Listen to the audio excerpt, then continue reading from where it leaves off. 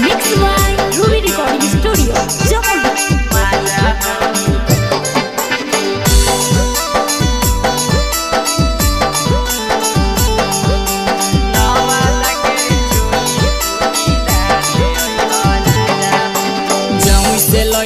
गरम जिलेबी झाझा से लइह खाजा दे तई माजा हो। जमुई से लइह गरम जिलेबी झाझा से लइह खाजा दे तई माजा हो। नावादा के रे नथुनी बूटी तार लइह राजा हो। नावादा के रे नथुनी बूटी तार लइह राजा हो। नावादा के रे नथुनी बूटी तार। जमुई से लइह गरम जिलेबी झाझा से लइह खाजा दे तई माजा हो। जमुई से लइह गरम जिलेबी झाझा से लइह खाजा दे तई माजा हो। नवादा के रे चोली बूटी तार लइह राजा हो। नवादा के रे चोली बूटी तार ले अइह राजा हो।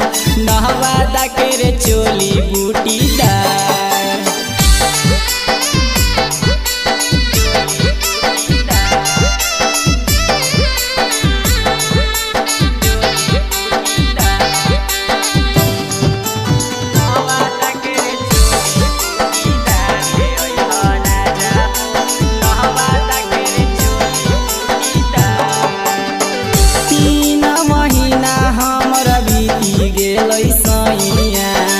पटना से चल हके हमरो दवैया।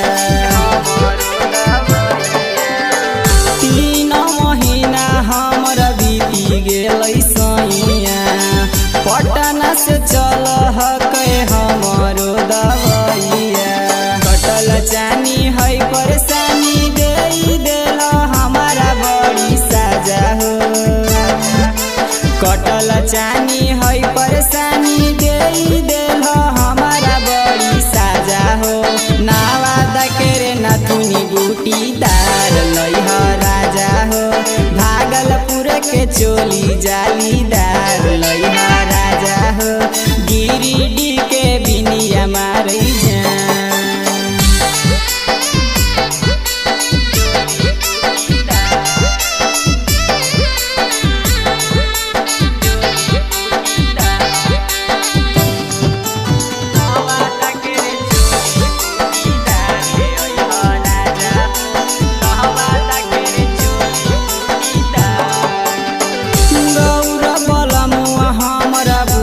परेशानिया मानै न बात देवराया सिसना गमनिया।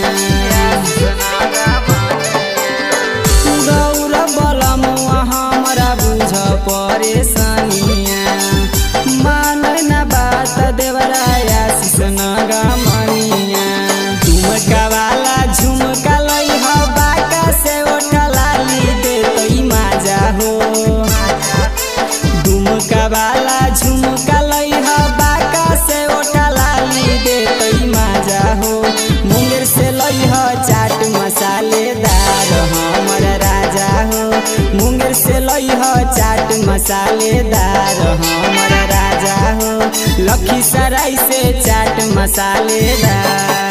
Mixed by Ruby Recording Studio, Jammu.